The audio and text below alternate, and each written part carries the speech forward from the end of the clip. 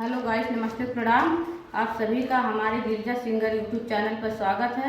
आप सबके बीच में विवाह गीत ललनों वाली पुराने पारंपरिक तर्ज में लेकर आई हूँ। आप सबको कैसा लगेगा कमेंट में ज़रूर बताना। अपना ढेर सारा प्यार दुलार आशीर्वाद देना। हमारे वीडियो को लाइक करना, चैनल को सब्सक्राइब करना। हमारी वीडियो कैसे लगी कमेंट में ज़रूर बताना। मोरे पीछू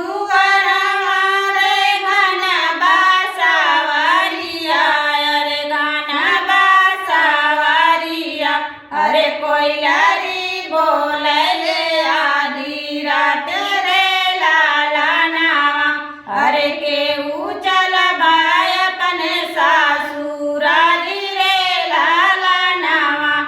अपने महलिया से बोलन दूल्हा हे रामा, बोलन दूल्हा हे रामा। अरे हम चल बाय अपने सासुरारी रे लाला नावा। अरे हम चल बाय अपने सासुरारी रे लाला नावा। ओढ़ी पाहिरी दूल्हा भैन ताइया रावा। अरे भैन ताइया रावा। अरे मम्मी जी से मांगन आशीष रे लाला नावा। अरे मम्मी जी से मांगन आशीष रे लाला नावा।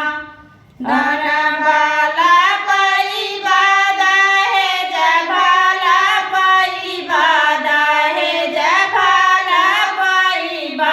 अरे सीता दुई जिया का चादर लाला नावा।